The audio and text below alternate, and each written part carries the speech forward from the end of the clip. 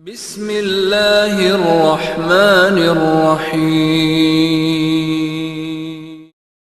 عبداللہ بن عباس رضی اللہ تعالی عنہ نے رات رسول کریم صلی اللہ علیہ وسلم کی زوجہ مطہرہ اور اپنی خالہ میمونہ رضی اللہ عنہا کے گھر میں گزاری۔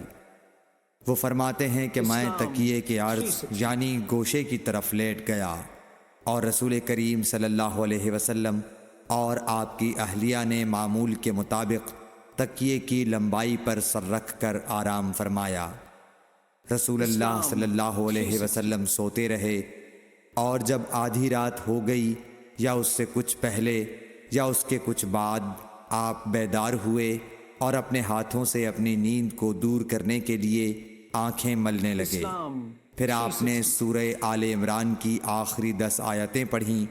پھر ایک مشکیزے کے پاس جو چھت میں لٹکا ہوا تھا آپ کھڑے ہو گئے اور اس سے وضو کیا، خوب اچھی طرح، پھر کھڑے ہو کر نماز پڑھنے لگے۔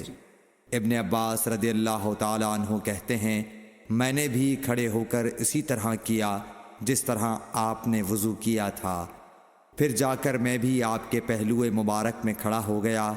آپ نے اپنا داہنا ہاتھ میرے سر پر رکھا اور میرا دایاں کان پکڑ کر اسے مروڑنے لگے۔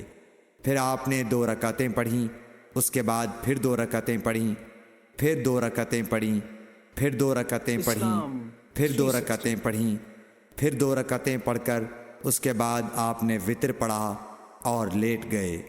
پھر جب مؤذن آپ کے پاس آیا تو آپ نے اٹھ کر 2 رکعت معمولی طور پر پڑھیں، پھر باہر تشریف لا کر صبح کی نماز پڑھی۔